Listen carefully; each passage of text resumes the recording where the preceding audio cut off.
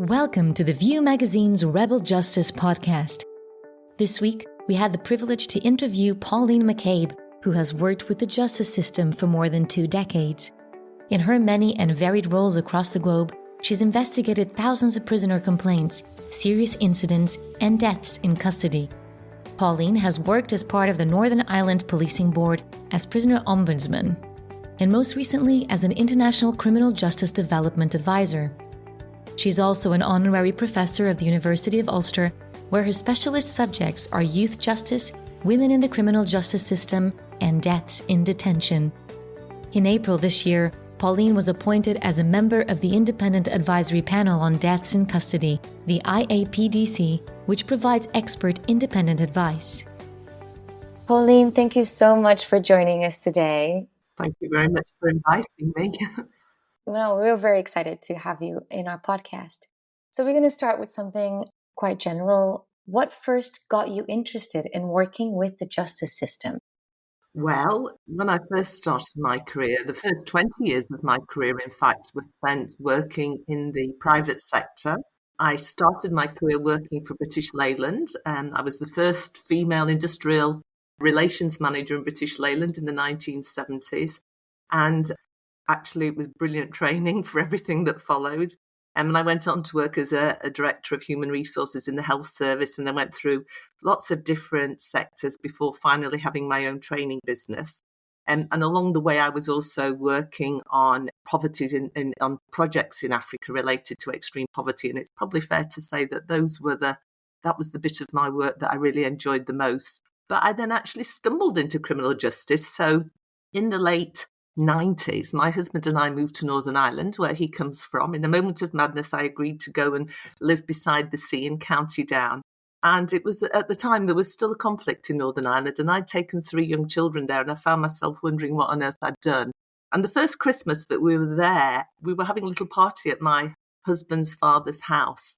And it was a beautiful Christmas Eve. There was snow on the ground, and I just went to sit outside and sit on the wall for a moment to look at the snow. And I heard the noise of footsteps coming down the road, and coming towards me were 4 soldiers walking along as they do 2 by 2. And as they passed, I said to them, "Happy Christmas," which was actually quite unusual because it was a very Catholic area, and it wasn't normal for people in the context of the conflict to talk to soldiers. And because they recognised the English accent, they stopped and they chatted to me. And one of them told me that he actually was based in a barracks in somewhere called Tamworth near Sutton Coldfield, where I had been living before I moved to Northern Ireland. And he told me also that his father had died that year and that his mum would be on her own that Christmas Eve, and how sad he was. And as I watched them walk into the distance and thought of my own little babies in the house behind me with all the Christmas trees and gifts and so on, I was just struck by the overwhelming sadness of it all. And not long after that, we got the Good Friday Peace Agreement. And also there was a piece on the front of the Belfast Telegraph, the national newspaper, by the Chief Constable, Ronnie Flanagan at the time, saying it is time for all of us to get out of our chairs and to do something. And shortly after that, they were advertising for people to join the policing board. And I applied and I was appointed. I was an obvious appointment because I was an English girl, but from a Catholic background. So I ticked a lot of boxes. But the policing board had a really, really important role to do, because a huge part of the peace process in Northern Ireland was to build cross-community confidence in the integrity of the police and to build a police service that was truly human rights focused and that was accepted by everyone. So I was on that board for 8 years and I learned a huge amount. I learned a lot about policing. I met a lot of victims, both of the conflict and of crime. I learned about oversight. I learned about performance management, and crucially, I was involved in implementing a change management program for the first time, not in the private sector, but in the criminal justice sector. So when I finished at the policing board, I was totally then committed to working in criminal justice, but also hugely involved in Northern Ireland politics. And I saw an advertisement for the prisoner ombudsman role. And I was really interested in prisons because I always thought it was a mistake that prisons were not included in the Good Friday Agreement. Given that we had, it was at heart a Catholic Protestant conflict, we had a predominantly Protestant prison service. And in common with many conflicts, a lot of the conflict was played out in prison, and to this day actually continues to be to some extent. And there had been no emphasis on prison reform, prison change, and we had a very, very security-focused prison system because they had had years and years of obviously, looking after prisoners who had been engaged in the conflict. And that defined really the culture, the approach, the attitudes, and so on. So I became prisoner ombudsman. I had never worked in prisons before. I knew really very little about them, but I just thought that it was something that I would like to do. And on day one, I walked into a really shocking death in custody. Colin Bell had died shortly before I started, and I investigated that death. And I have to say that investigating deaths is a very quick learning curve. We used to put families completely at the heart of our investigation. So the first thing we would do, as soon as suitable after the funeral, we would invite the families to talk to us. And I would continue to talk to families always throughout the full investigation. So I would hear the story. I would hear the story of the person who had died in prison. And it would be so hard for families because it's always hard to lose someone you love. But losing someone you love where you don't know what their last days, their last hours were like, you don't know why or what happened or what went wrong and so on. And they would have lots of questions. And at the heart of our reports was always answering the family questions. But as you got to know them and you got to know the story, and we used to investigate not only in Northern Ireland, we would investigate both the prison elements of everything related to how the person was cared for in prison, and also the healthcare, everything related to healthcare. We would do it in a very joined up way. And so you got the picture of this person. And as I went on to learn everything that I now know about the people who end up in prison and so on, in many instances, you were struck by the fact that it was always going to be thus. They were always going to end up in prison because they had so many things going against them and so on. So at the end of the day, I found that I loved working in prison. Of everything I've ever done in my career, it's the thing that I found most interesting, most rewarding, most challenging, at times most heartbreaking. And it has been, it's been wonderful for me that since completing my role as ombudsman, I've been able to work internationally in lots of countries that are trying to put in place monitoring and oversight mechanisms and are trying to address issues like torture in places of detention, sexual and gender-based violence, the treatment of women and so on. And that is what I continue to do, and it's what I love to do. Wow, it's remarkable how you got into it as well, and something that you never thought of doing before. I'm very intrigued about your work as prisoner ombudsman. I know it was from 2008, 2013. This was still at the Northern Ireland Policing Board. What was it like practically to have that position?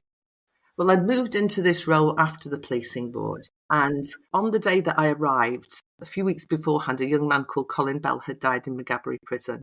And Colin Bell had a history of mental health problems. And he had been held in what they call a safer cell for his own protection before he died. And then he finally died by suicide in that cell. And on the face of it, people thought there probably wouldn't be much to investigate here.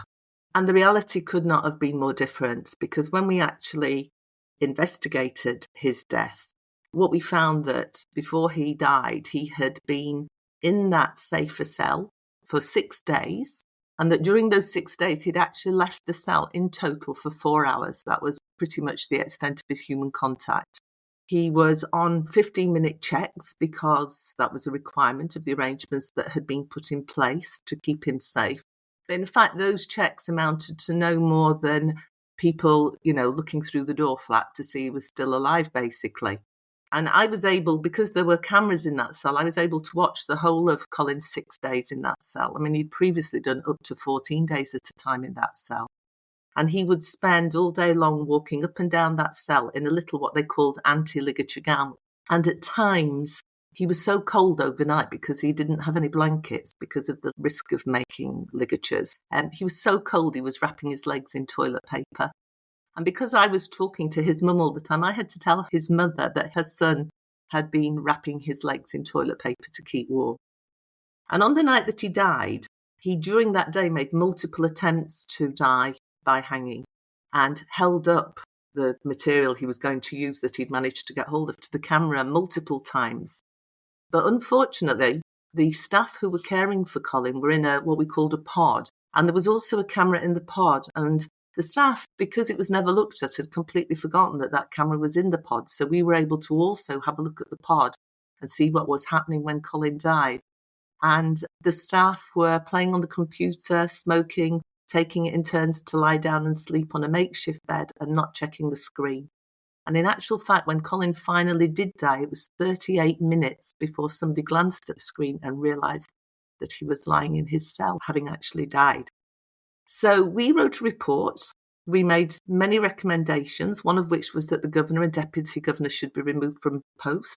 And that was just unheard of as a recommendation. In a funny way, I'd come from the public sector and we'd found so many systemic problems. It seemed obvious to me that there was a huge leadership issue and this was the thing to do. But other people were obviously quite taken aback by that at the time. And knowing what I know now, I understand why. But crucially, the really, really important thing was that it was presented in public and it really captured the public interest. And people in Northern Ireland were really taken aback and asking the question, what on earth is happening in our prisons? And crucially, it was debated at the Northern Ireland Assembly and all of the political parties were really, really engaged in the discussion, which was good because whatever their constituents' preferences were around law and order and throwing people up and locking away the key or whatever, they were in one voice that this just was not acceptable in Northern Ireland in 2008. And as a result of that, the subsequent Hillsborough Agreement, which was the next stage of the peace process, where justice was fully devolved to Northern Ireland, all of the political parties signed up to prison reform. So I always think that it's amazing, really, that Colin Bell's legacy is probably, it's fair to say, the Northern Ireland prison reform programme that followed. I went on to investigate many, many other deaths, and I went on to investigate, as you've said, thousands of complaints and incidents. And as part of my role, I would spend a huge amount of time in prison. So we had male prisons, we had a female prison, we had prison for 18 to 21-year-olds. And when I first started, we actually had some people in that prison who were actually between 15 and 18, but we took, with all of the other, we worked very much in partnership in Northern Ireland. So I worked closely with the Equality Commission, the Human Rights Commission, and between us, and with a very, very motivated and proactive Justice Minister, we arranged for all of them to actually leave the prison and to go to the youth centre where they could be, their needs could be met much more effectively. They were really angry at the time because at the time you were allowed to smoke in prison but not allowed to smoke. And the Young People's Centre, they wrote furious letters to me asking me what I'd done. I mean, over the period, it's fair to say that on the one hand, I just learnt so much about what works and what doesn't work in prison. So on the one hand, it was incredibly rewarding to be able to play a part because the office developed a real reputation for independence. Even there was still a lot of political prisoners, both sides of the house in prison. And everybody got to know that if they brought something to the office that wasn't true, it would be found to be untrue. And if they brought something to the office that was true, that we worked incredibly hard to do our job properly. And we weren't afraid to say anything that we found to be true and to make appropriate recommendations. But the other thing was that I became incredibly frustrated by the fact that I would constantly think there has to be a better way of doing this. When you look at regime delivery, when you look at the quality of what we were delivering that would really, truly help to rehabilitate, I just felt that there has to be a better way of doing it. And actually, we played a huge role then in trying to inform the prison reform process. But also, whenever we made recommendations, dovetailing them into the reform process to try and make the whole thing as efficient and effective as we possibly could. And a lot of progress was made. It certainly wasn't perfect, but a lot of good things came as a result of it. So the prison reform in Northern Ireland, I can see you've had a hand on a lot of achievements and progress. What do you think was your biggest achievement in terms of this progress? And what were the main things you learned from your time in Northern Ireland? I think the biggest achievement of the Ombudsman's office was the fact that we got, that on the back of the death of Colin Bell, that we got the public debate that we got the public engagement, the public started to look at things they hadn't thought about before.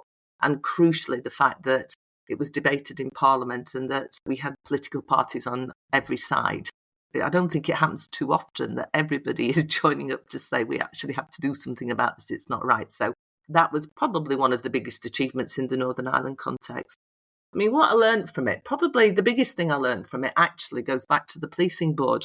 And the thing that I feel is most relevant to my interest today, when I look at the situation that we currently face here in England and Wales, I think it's just wrong that we keep talking about our expectations for further hikes in the prison population, and that is the focus. And we even have, we have parties on both sides coming out to tell us how they will in fact provide the prison places to make that possible.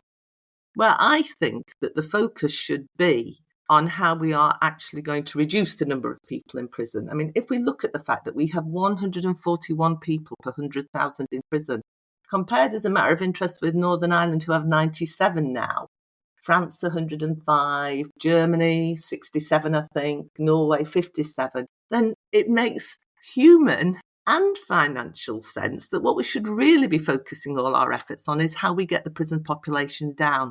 So at a sort of government level, I think the need for a holistic joint up, interdepartmental government approach has never been greater. I think what we should be focusing on is where we know we can achieve much better outcomes by investing and having an urgency around community disposals with attached requirements related to mental health, related to addiction problems and so on, and that should be an absolute priority. The regime that we deliver in prison, crucially getting resettlement right and investing in making sure that every time we're giving people the best possible chance of not reoffending, because you know what? We know what good practice looks like. We've got thousands of unimplemented recommendations. And at the end of the day, the challenge is doing it. And it is challenging. But the bottom line is that we know we have the evidence, and still we keep making, or the government keeps making decisions which make the problem worse, not better. So the biggest thing I learned in Northern Ireland actually came round to change management, because putting that to one side, if we accept where we are now, what I think is missing is a really good implementation plan. We had a white paper in 2021. It was far from perfect. But if everything in that white paper that was a 2-year commitment, and there were really important things relating to the provision of education, to work experience, to other purposeful activity, to all of the areas that we know can actually give people hope, can actually persuade them that actually there might be a different way of doing it when they get out of prison, can give them a chance to address the issues that actually cause them to offend in the first place. But the really important thing was that everybody, everywhere, knew what their role was, knew what was expected, and knew what we were working towards. And I think what we need, and I should say that there are wonderful efforts being made by a lot of people in a lot of places to implement elements of the white paper. And the Chief Inspector has also commented on the fact that when you've got an amazing governor, they can achieve amazing things, even sometimes when they are short of staff and everything else. So it's not just about staff. It's too easy to just say it's about staff shortages and so on.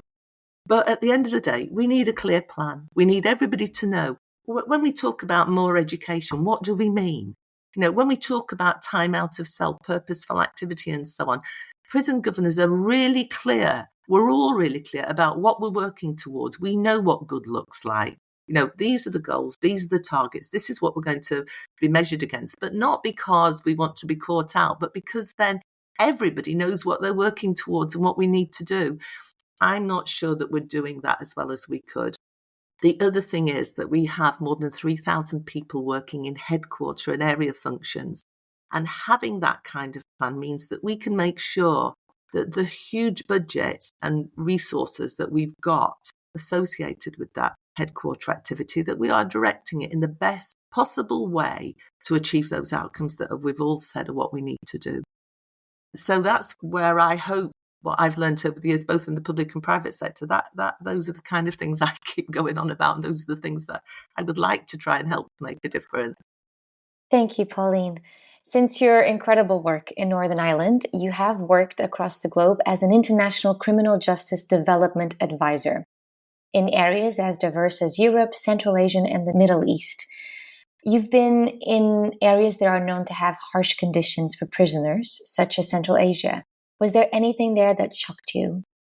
I mean, I've been going to Central Asia for a very long time, and I have, whilst I've been there, I have had a lot of people who have come and spoken to me, sometimes confidentially.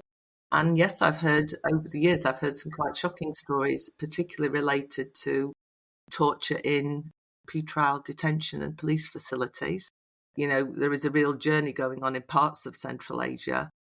For example, I was most recently working in Uzbekistan, where huge efforts are being made around prison reform. And one of the prisons they were most concerned about, the way in which prisoners were treated, the international community was most concerned, has been closed. And they are now making strenuous efforts, because they have a president who wants to improve the quality of delivery in the prison system. So I was there working. I have worked both with prison staff and with monitoring groups, because the Ombudsman's Office, the powers have been extended so that they are able to do a lot more monitoring than they used to do, which is a hugely positive development. They're also really keen to sign up to the optional protocol in the near future. So they are very, very motivated, because they want to get their house really properly in order before they do that. So it's been a huge journey. I think there's probably still a lot to do, but it's good to be part of something where you can really see very, very significant progress to be made. Everywhere that I've ever worked, sort of certainly outside of the UK, pre-trial detention, what they will call interrogation processes and so on, are always hugely challenging in terms of human rights and things that happen, and oversight, transparency, and the challenges of actually trying to change those things. You were also part of developing the Bahrain Police and Prisoner Ombudsman Office that was set up in response to the report into excessive force during the Arab Spring popular uprisings in 2011. That must have been a very different experience. Could you tell us a bit about the time there, and what did you learn?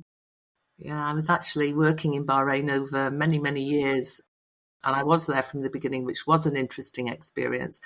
The King of Bahrain, you referred to the report, the King of Bahrain did something which some saw as very brave and some in his country saw as not very wise, but he, following the Arab Spring and following the conflict in Bahrain, he invited international experts in to carry out a full review of what had happened and to make recommendations. And they produced this warts and all report, which was quite brutal in terms of describing what had been happening there, not just during the period of the Arab Spring, but prior to that, in terms of what was happening in policing and so on.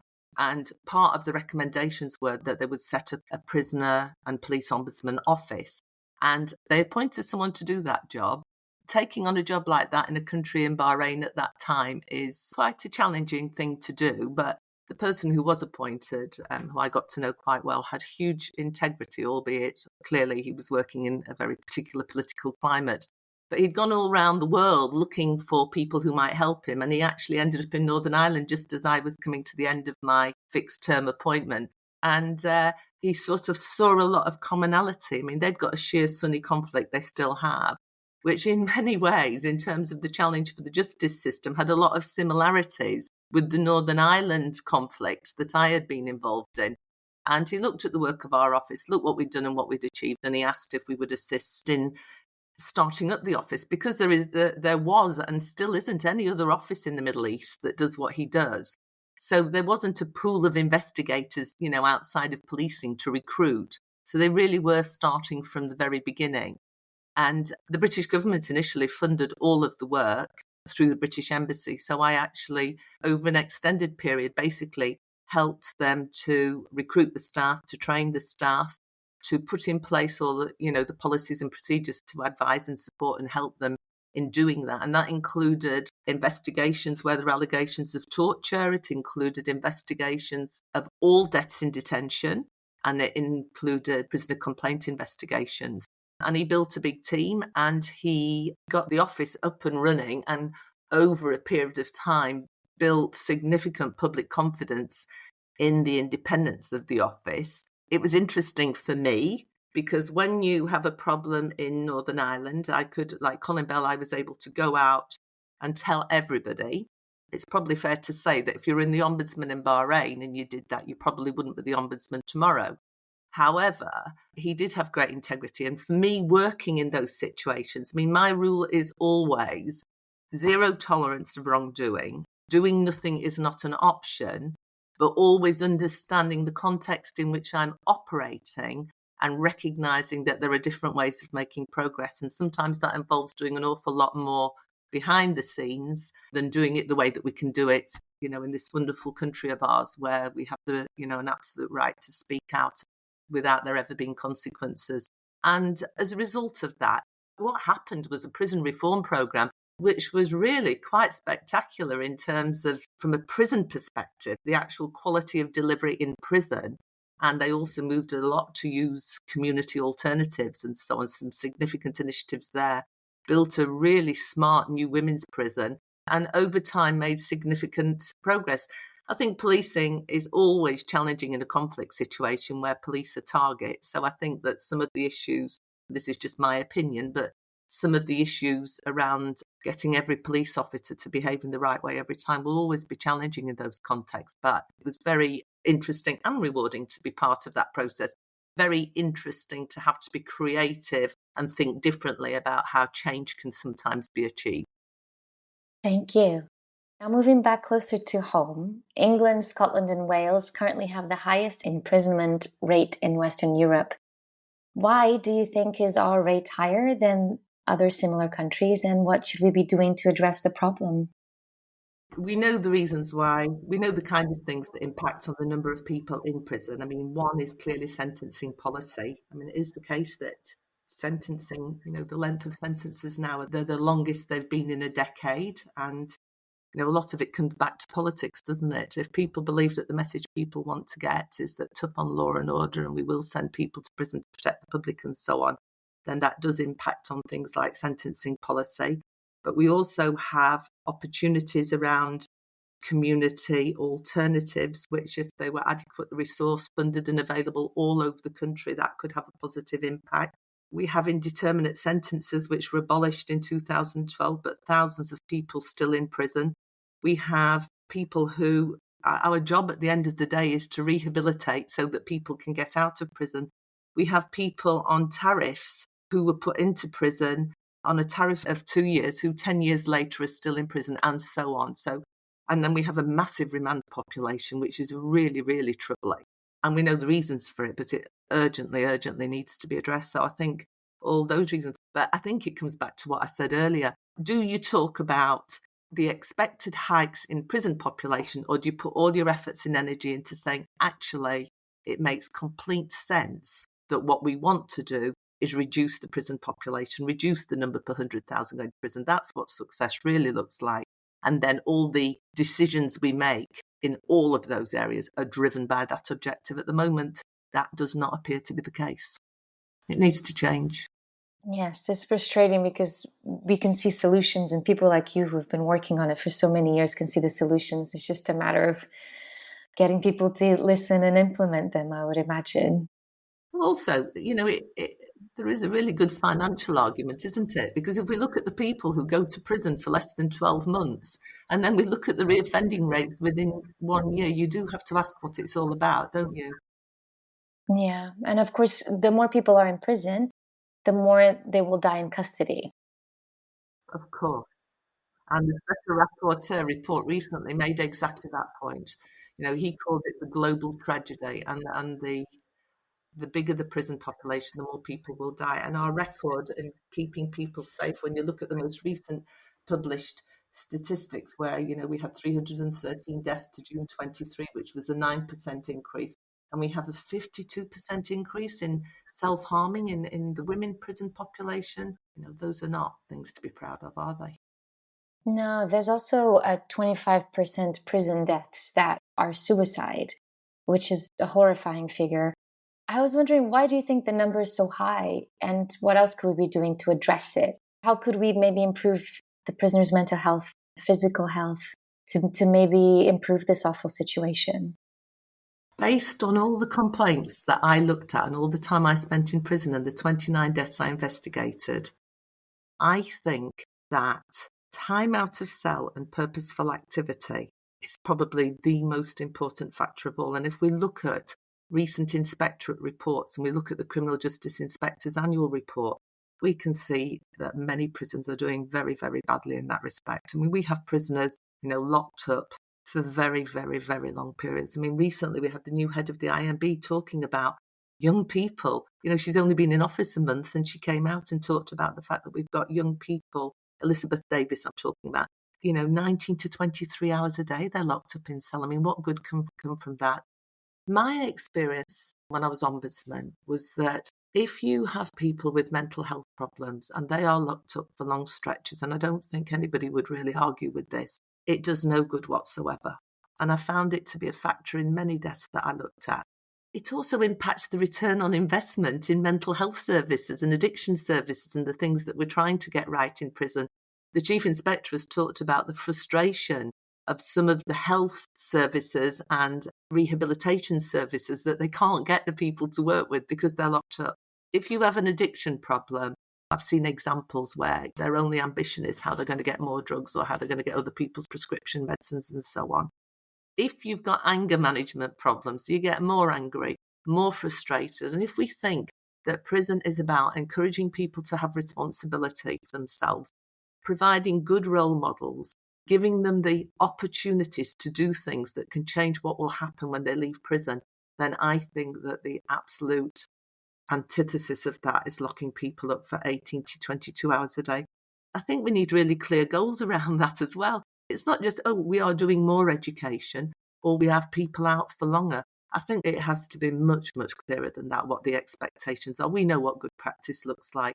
So I do believe that a really busy regime where you come out of your cell in the morning and you spend your day doing work or education or sport or other leisure activities, vocational training, that is actually maybe not all the answer, but it's a huge part of keeping people safe as well as rehabilitating them. So we stop them coming back to prison and we impact the huge size of the prison population. Thank you so much.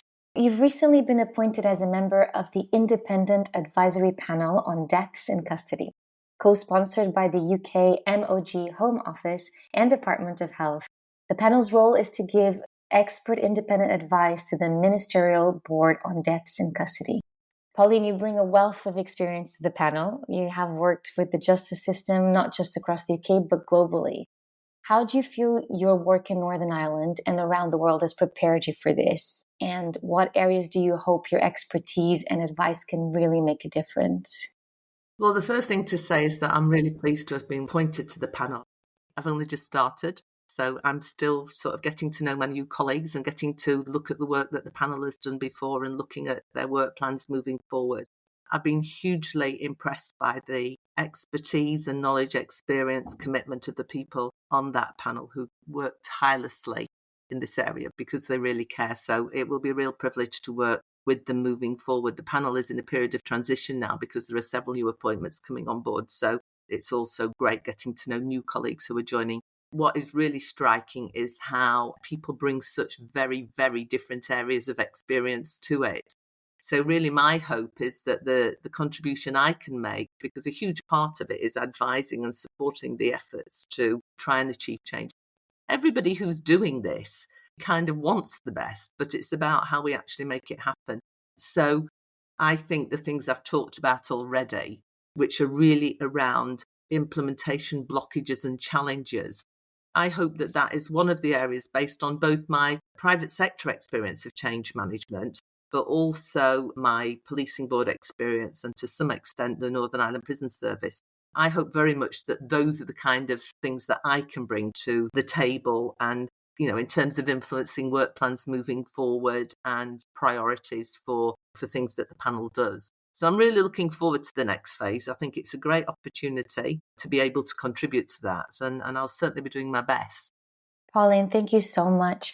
As a final thought, I was wondering if you had people throughout all these years of your career who have impacted you and why. And if you have any final thoughts of how we can make society better and end this pandemic of violence against the prisoners. The people who have made the biggest impression on me in the early days when I was working in Africa, but more recently in the criminal justice system, are some of the people that I have had the privilege to come across on the ground, just doing their jobs day to day. When I used to speak at the graduation ceremonies for the police officers and then subsequently the new prison officers, I used to say to them, I get really fed up all around the world. People say, oh, what a rotten job this is. Actually, every day you go to work you have a choice and you have the chance to touch people's lives and maybe to change them for the better. You can be the reason actually why they don't come back, why their children don't have their mum or dad on that revolving door in and out of prison and so on. You can be the reason for that. And, the people who stick out in my mind are just little examples of that. I remember one, I was at Hydebank Woods Prison in Northern Ireland, which is a facility for 18 to 21-year-olds. And there was a young man at Hydebank Wood who I'd met a number of times who had significant mental health problems and who had really terrible communication issues. And I knew him as ombudsman because he'd experienced bullying on a few occasions. And on this beautiful sunny day, I was walking across the grass at Hydebank Wood, and there was a fabulous female officer who worked in Hydebank Wood who had persuaded them to allow her to start a little project where she had pet dogs. And in the middle of the grass, there was a bench, and this young man had his poor wee arms were cut from top to bottom from all the self-harming. And she sat on the bench, and he had his arm round this little dog that he was stroking. And the two of them were chatting animatedly and laughing.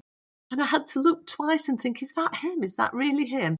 And I just thought those are the moments that remind you why you do what you do and make it absolutely worthwhile. I mean, people like her are the absolute heroines. And, we've got a huge number of really good people wanting to do the right things. And it's our job to make sure that we create the conditions that mean that they can do that, and that the young officers coming in are actually delighted with what the job's about, not disappointed. So on the question of how we can make things better, I think that probably the one point that I would make, that they're talking about a holistic approach, a joint up intergovernment approach and so on. And logically, we want to move to a place where we are not looking at how we address offending, but we're looking how we prevent it in the first place. And that really is about government policy in every area. And it's about us really, really wanting to do the things that will address the causes of offending. So that extends to, what education looks like, how we deal with young people who are excluded from school, what we do with the care system, community services for mental health and addiction, all of those things impact.